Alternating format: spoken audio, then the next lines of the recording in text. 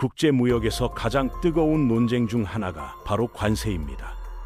어떤 사람들은 관세가 국내 산업을 살리고 일자리를 창출하는 마법의 해답이라고 말하죠. 반면 다른 사람들은 관세가 소비자들의 주머니를 털어가는 숨겨진 세금일 뿐이라고 주장합니다. 그런데 정말 놀라운 것은 이 두 주장이 모두 맞을 수도 있다는 점이에요. 오늘 이 복잡하고 흥미진진한 관세의 세계로 함께 들어가서 진실이 무엇인지 정확하게 파악해 보겠습니다.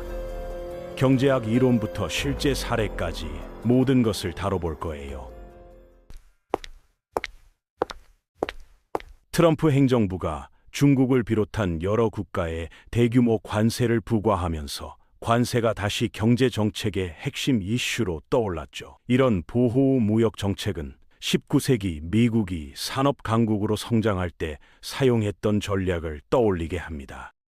당시 관세 덕분에 소득세 없이도 국가 재정을 운영할 수 있었고 유럽의 선진 제조업과 경쟁할 수 있는 기반을 만들었다고 하니까요. 그렇다면 과거에 효과가 있었던 관세가 지금도 다시 통할 수 있을까요? 관세의 기본 원리는 생각보다 단순합니다. 해외에서 들어오는 제품에 세금을 붙여서 가격을 올리는 거죠. 그러면 상대적으로 국내 제품이 더 저렴해 보이니까 소비자들이 국산품을 더 많이 사게 될 거라는 논리입니다. 이렇게 되면 국내 기업들은 더 많은 투자를 하고 더 많은 직원을 고용하게 되겠죠. 동시에 정부는 관세 수입으로 추가 재정을 확보할 수 있고요. 이론적으로는 완벽한 계획처럼 들리지만 현실은 훨씬 복잡합니다. 미국의 역사를 보면 관세와 때려야 뗄 수 없는 관계를 가지고 있습니다. 1789년 헌법이 비준된 직후 통과된 두 번째 법안이 바로 관세에 관한 것이었으니까요. 알렉산더 해밀턴은 당시 아담 스미스의 자유시장 이론을 잘 알고 있었지만 신생 독립국인 미국에게는 다른 전략이 필요하다고 판단했습니다. 영국을 비롯한 유럽 국가들이 이미 산업혁명을 통해 강철, 섬유, 화학제품 같은 핵심 상품들을 대량 생산하고 있던 상황이었거든요. 미국의 신생 산업들은 자본도 부족하고 숙련된 노동자도 부족해서 유럽 제품들과 자유 경쟁을 할 수가 없었습니다. 그래서 해밀턴은 관세라는 보호막을 쳐서 유럽 수입품의 가격을 높이고 그 틈에 미국 기업가들이 국내에서 사업을 시작할 수 있도록 도왔죠. 이 전략은 놀라울 정도로 성공적이었습니다. 19세기 말까지 평균 관세율이 40%를 넘어갔고 미국 산업은 폭발적으로 성장했어요. 강철 생산량은 영국을 추월했고 철도망은 전 대륙을 연결했으며 석유와 화학 산업도 세계 최고 수준에 도달했습니다. 더 놀라운 것은 관세가 연방 정부 수입의 90%를 차지했다는 점입니다. 관세 수입에 너무 의존한 나머지 1910년까지 소득세라는 개념 자체가 존재하지 않았죠. 지금 생각해보면 정말 신기한 일이 아닐 수 없어요. 하지만 이런 관세 정책이 모든 사람에게 좋았던 것은 아니었습니다. 산업화가 주로 북부 지역에 집중되어 있었기 때문에 농업 중심이었던 남부는 오히려 피해를 봤거든요.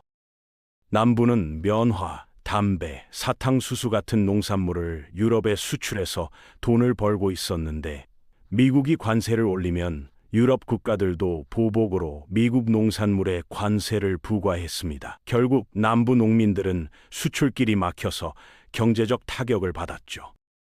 관세 문제는 노예제도와 함께 남부가 연방에서 탈퇴하는 이유 중 하나가 되었을 정도였습니다. 이처럼 관세를 둘러싼 갈등은 새로운 현상이 아니라 미국 역사 전체에 걸쳐 지속되어 온 문제였어요. 1828년 미움의 관세라고 불린 높은 관세율은 남부의 극심한 반발을 불러왔고 사우스 캐롤라이나가 연방법을 무시하겠다고 선언하는 사태까지 벌어졌습니다. 2차 대전이 끝나고 상황이 완전히 바뀌었습니다. 미국의 산업이 충분히 성숙해졌고 전쟁으로 폐허가 된 다른 나라들과 경쟁할 준비가 되었죠. 통신과 운송 기술의 발달로 국제 무역이 훨씬 효율적이 되었어요.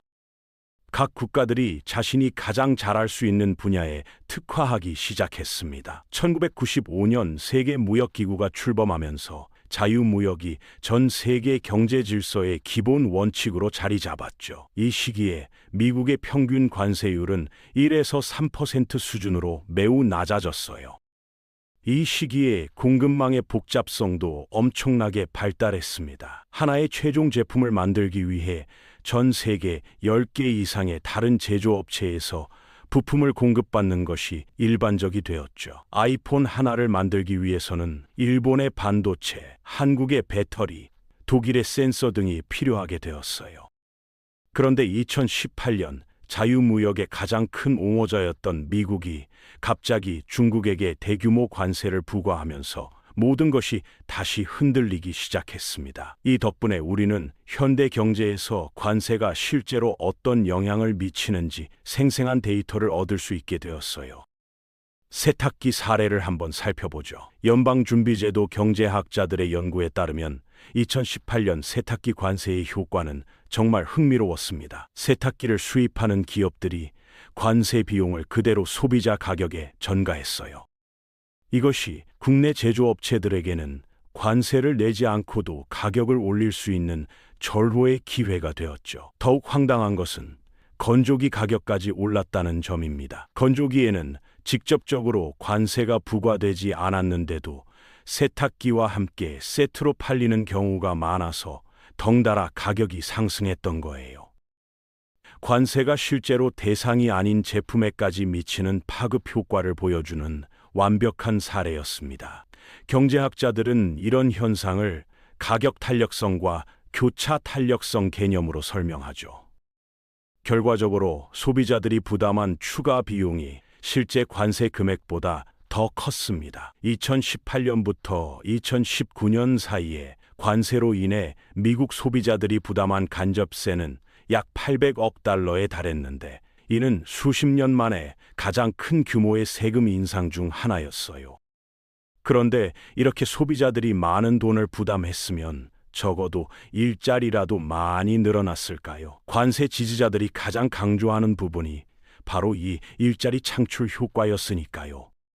안타깝게도 현실은 그렇지 않았습니다. 세탁기 관세로 인한 소비자 추가 부담은 연간 15억 달러였고 정부가 걷어들인 관세 수입은 연간 8,200만 달러였어요. 새로 생긴 일자리는 1,800개였는데 계산해보면 일자리 하나당 소비자가 연간 81만 5천 달러를 부담한 셈이죠. 이 정도면 차라리 정부가 직접 일자리를 만드는 게 훨씬 효율적이었을 겁니다. 연봉 10만 달러짜리 일자리를 8개씩 만들 수 있는 돈이었으니까요. 이런 계산을 보면 관세가 얼마나 비효율적인 일자리 창출 방법인지 알 수 있어요. 철강 관세 사례는 더욱 복잡한 문제를 보여줍니다. 2018년 철강 수입에 25% 관세가 부과되자 철강을 원료로 사용하는 자동차, 건설, 기계 산업들이 큰 타격을 받았어요. 원자재 가격이 오르니까 이들 산업의 이윤이 줄어들거나 아예 사라져서 해고 사태가 벌어졌죠. 결국 철강 산업에서 새로 생긴 일자리 하나당 다른 산업에서 여러 명이 해고되는 상황이 벌어졌습니다. 이런 일이 생기는 이유는 미국에서 철강을 사용하는 산업이 철강을 만드는 산업보다 훨씬 크기 때문이에요. 미국 철강업계 전체 고용 인원은 약 14만 명인데 철강을 주요 원료로 사용하는 산업들의 고용 인원은 650만 명이 넘습니다. 관세가 한 산업을 보호하려다가 더 큰 다른 산업들의 피해를 준 대표적인 사례죠. 게다가 다른 나라들의 보복 관세까지 고려하면 상황은 더욱 복잡해집니다. 중국이 미국 농산물에 관세를 부과하자 미국 농부들이 큰 타격을 받았고 정부가 이들을 지원하는데 2018년부터 2020년까지 610억 달러를 썼어요. 이 금액은 미국이 중국에 부과한 관세로 걷어들인 660달러와 거의 비슷한 수준이었죠. 결국 관세로 번 돈을 보복 관세 피해 보상에 다시 쓴 셈입니다. 이렇게 되면 관세가 정부 수입을 늘려서 소득세를 낮추는 데 도움이 된다는 주장은 설득력이 떨어지게 되죠. 특히 대두 농가들의 피해가 심각했습니다. 중국은 미국 대두의 최대 수입국이었는데 관세 보복으로 중국 수출량이 약 70% 가까이 급감했어요. 농부들은 수확한 대두를 창고에 쌓아둔 채 가격 하락을 지켜봐야 했습니다. 하지만 이런 연구들은 대부분 관세 시행 후 1에시 2년 뒤에 단기 효과를 분석한 것들입니다. 장기적으로는 상황이 달라질 수 있죠. 다행히 우리에게는 수십 년간 지속된 관세의 장기 효과를 보여주는 사례가 있어요. 바로 1964년부터 시행된 픽업 트럭 관세입니다. 이 관세는 원래 유럽이 미국 치킨 수출을 제한한 것에 대한 보복으로 시작되었는데 60년이 지난 지금까지도 유지되고 있어요. 치킨 세금이라는 별명으로 불리는 이 관세 덕분에 흥미로운 현상들을 관찰할 수 있습니다. 25% 픽업 트럭 관세 덕분에 미국 자동차 회사들은 트럭과 SUV 시장에서 높은 수익을 올릴 수 있었습니다. 일반 승용차 시장에서는 외국 업체들에게 밀렸지만 트럭 시장만큼은 지킬 수 있었던 거죠. 또한 외국 자동차 회사들이 관세를 피하기 위해 미국 남부에 대규모 공장을 건설하도록 유도하는 효과도 있었어요. 혼다, 토요타, 닛산, 메르세데스 벤츠, BMW 같은 회사들이 수만 명의 직원을 고용하는 조립 공장을 미국에 세웠죠. 이런 투자는 해당 지역에 경제적 파급 효과를 가져왔습니다. 자동차 공장이 들어서면 부품 업체들도 따라와서 산업 클러스터가 형성되고 지역 주민들에게 안정적인 일자리를 제공했어요. 엘라베마, 테네시, 미시시피 같은 남부주들이 자동차 산업의 새로운 중심지로 떠오르게 된 배경이기도 하죠. 그런데 이런 긍정적 효과와 함께 부작용도 있었습니다. 미국 트럭 시장에는 사실상 3개 회사만 경쟁하는 상황이 되어버린 거예요. 경쟁이 제한되니까 혁신의 압력이 줄어들고 소비자들은 더 비싼 가격을 지불해야 했습니다. 여기서 중요한 교훈을 얻을 수 있습니다. 관세로 외국 경쟁을 막으려면 국내에서라도 충분한 경쟁이 보장되어야 한다는 점이죠. 그렇지 않으면 소비자들이 외국 기업의 독점 대신 국내 기업의 독점에 시달리게 될 수 있어요. 실제로 미국의 픽업 트럭 가격은 다른 나라에 비해 상당히 비싼 편입니다. 같은 모델이라도 캐나다나 멕시코에서 파는 가격보다 높은 경우가 많아요. 이는 관세가 국내 기업들에게 가격을 높일 수 있는 여유를 준 결과라고 볼 수 있습니다. 그런데 기업들도 가만히 있지 않습니다. 관세를 피하기 위한 창의적인 방법들을 찾아내죠. 메르세데스 벤츠는 독일에서 벤을 만들어서 부품으로 분해한 다음 미국으로 가져와서 다시 조립하는 방식으로 25% 관세를 피했어요. 마치 이케아 가구처럼 말이죠. 이런 식으로 우회하는 방법들이 많다 보니 관세의 실제 효과는 생각보다 제한적일 수 있어요. 기업들은 법의 허점을 찾아내는데 매우 능숙하거든요. 포드는 트랜짓 커넥트라는 벤을 터키에서 완성품으로 만든 다음 뒷좌석과 뒷유리를 설치해서 승용차로 분류되도록 했어요. 그런 다음 미국에 도착하면 다시 뒷좌석과 뒷유리를 제거해서 원래 용도인 상용차로 바꾸는 방식을 사용했죠. 2018년 중국 관세 때도 마찬가지였습니다. 많은 기업들이 제조 기지를 중국에서 베트남이나 멕시코 같은 다른 나라로 옮겼어요. 미국으로 돌아온 게 아니라 관세가 없는 다른 나라로 간 겁니다. 또는 제3국을 경유해서 라벨만 바꿔 붙이는 방법도 사용했고요. 베트남의 경우 2018년 이후 미국으로의 수출이 급격히 늘어났는데 이 중 상당 부분이 중국에서 생산된 제품들이 베트남을 경유해서 들어온 것으로 추정됩니다. 이런 식으로 관세를 피할 방법이 많다 보니 정말로 제조업이 미국으로 돌아오는 경우는 생각보다 많지 않았어요.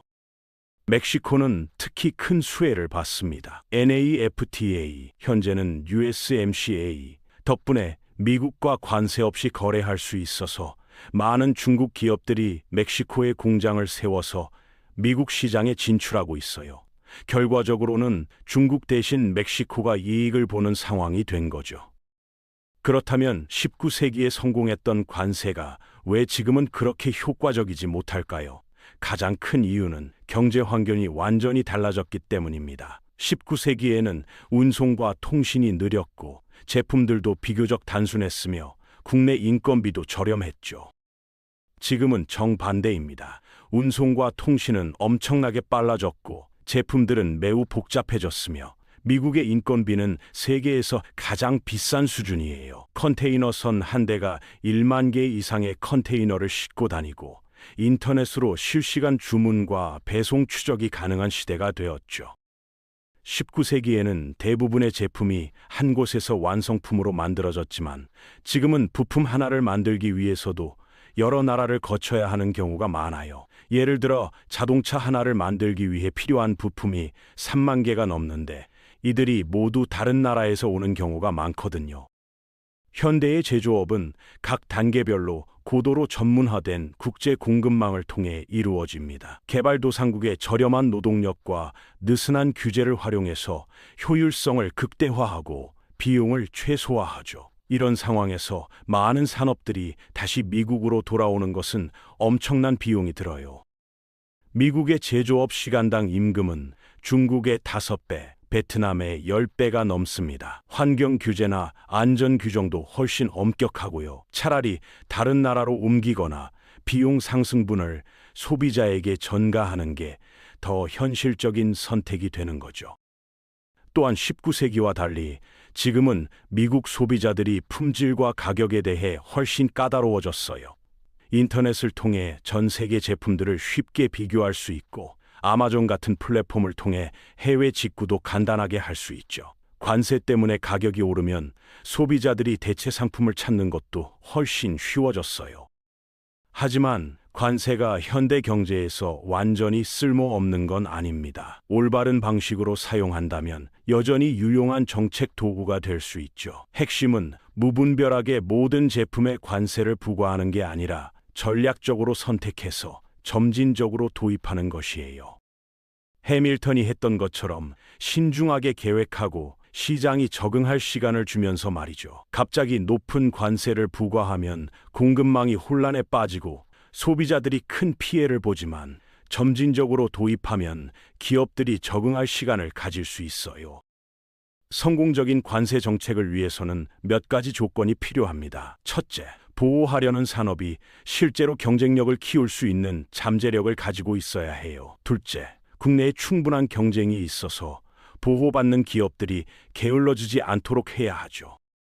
셋째, 관세로 인한 비용과 혜택을 정확히 계산해서 전체적으로 이익이 되는지 확인해야 합니다. 넷째, 다른 나라들의 보복 가능성을 고려해서 외교적으로도 관리해야 하고요. 이 모든 조건을 만족시키는 것은 쉽지 않은 일이에요. 그런데 경제적 비용에도 불구하고 관세가 필요할 수 있는 영역이 있습니다. 바로 국가 안보와 관련된 전략적 산업들이죠. 점점 불안정해지는 국제 정세 속에서 반도체, 에너지, 희토류 광물, 식량 같은 핵심 분야를 적대국에 의존하는 것은 위험할 수 있어요. 이런 의존성은 언제든지 무기로 사용될 수 있는 취약점이니까요. 실제로 러시아가 우크라이나를 침공한 후 유럽이 러시아산 천연가스 의존도를 급격히 줄이려고 노력하고 있는 것도 이런 이유에서죠.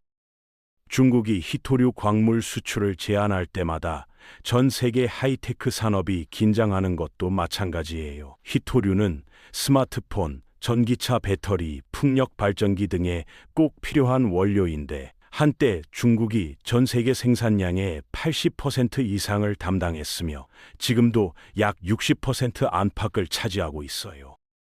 만약 심각한 국제 갈등이나 전쟁이 발생한다면 가장 먼저 하는 일 중 하나가 적국과의 무역을 금지하는 것입니다. 그때 준비가 되어 있지 않으면 생존과 방어에 필요한 물품들을 생산할 수 없게 되죠. 이런 관점에서 보면 관세 논쟁은 단순한 경제 문제를 넘어서 지정학적 안보 문제가 되는 거예요.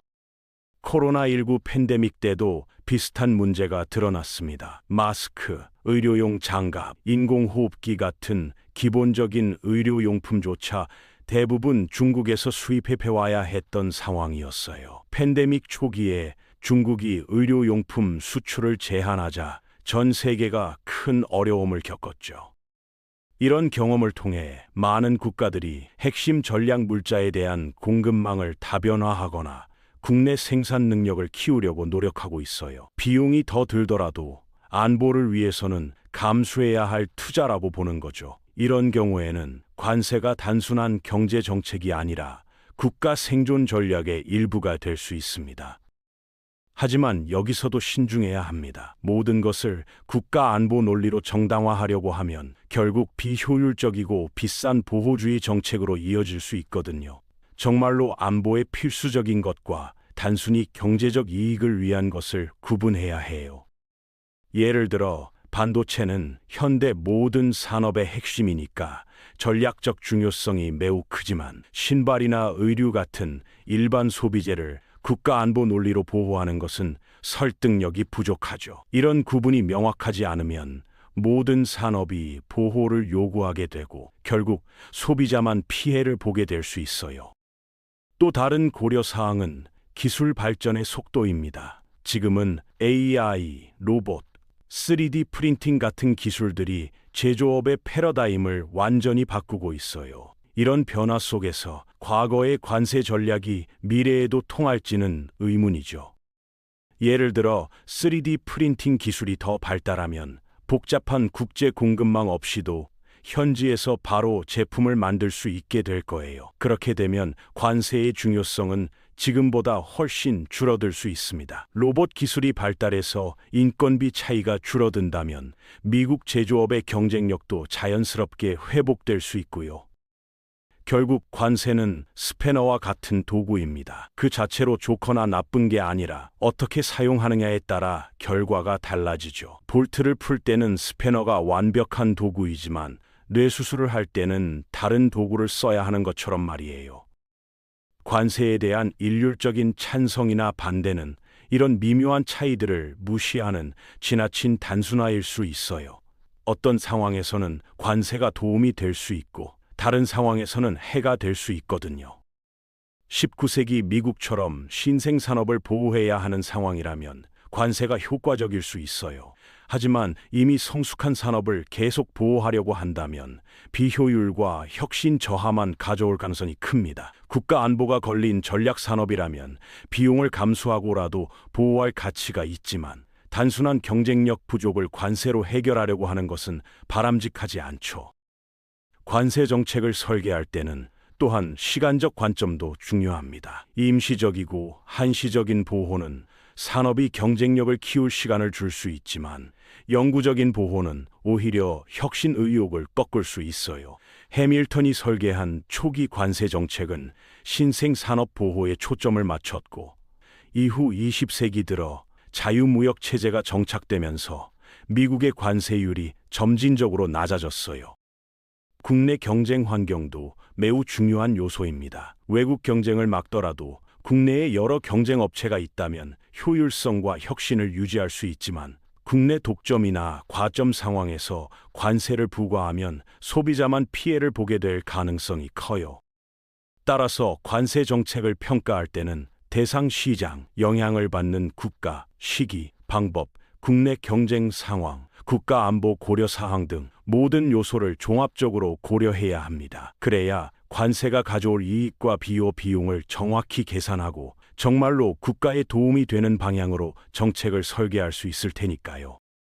무엇보다 중요한 것은 관세가 만능 해결책이 아니라는 점을 인식하는 것입니다. 관세만으로는 해결할 수 없는 구조적 문제들이 많아요. 교육, 인프라, 규제 환경, 기술 혁신 같은 다른 요소들이 더 중요할 수 있거든요. 미래의 무역 정책은 과거의 경험에서 교훈을 얻으면서도 변화하는 기술과 국제 환경에 적응할 수 있어야 합니다. 관세라는 도구를 현명하게 사용해서 국가 이익을 극대화하는 것, 그것이 우리가 추구해야 할 목표가 아닐까요?